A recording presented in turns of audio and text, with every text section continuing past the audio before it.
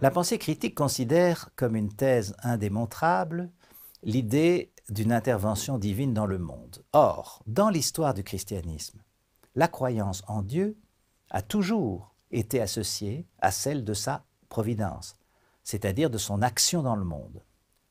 Dieu s'occupe de ses créatures, il voit tout, il punit, il récompense dans cette vie et après la mort. On a pu certes concevoir dans l'histoire de la philosophie un Dieu ou des dieux indifférents aux hommes et n'intervenant pas dans leurs actions. Mais c'est bien sûr se forger l'idée d'un Dieu qui ne sert pas à grand-chose.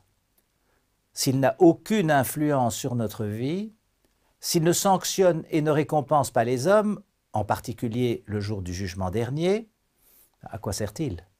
Et surtout, quelle différence y a-t-il entre croire et ne pas croire? Épicure, un grand philosophe matérialiste du début du IIIe siècle avant notre ère, concevait des dieux indifférents au monde des hommes. Il en concluait que nous ne devions pas avoir peur de leur vengeance pour des actes que nous aurions commis. Et après la mort, il n'y avait rien, ni souffrance de l'enfer, ni bonheur éternel dans un paradis quelconque. Rien donc à craindre, ni à espérer au-delà de cette vie courte dont il fallait jouir.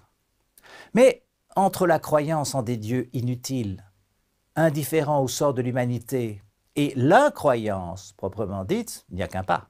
Lucrèce, philosophe romain du 1er siècle avant notre ère, a repris et transmis la pensée d'Épicure. Il semble bien ne plus avoir cru aux dieux, même indifférents au monde.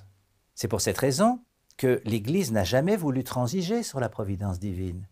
Dieu existe, il a un plan pour l'humanité, il récompensera et châtiera les bons et les méchants. Refuser la providence, c'est, selon l'Église, laisser l'homme libre de vivre selon les préceptes de sa pensée critique, et donc frayer la voie à l'athéisme.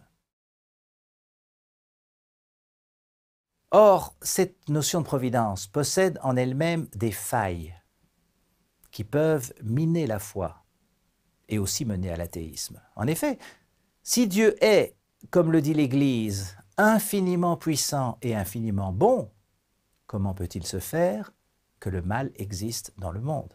Pourquoi des enfants innocents souffrent-ils et meurent-ils?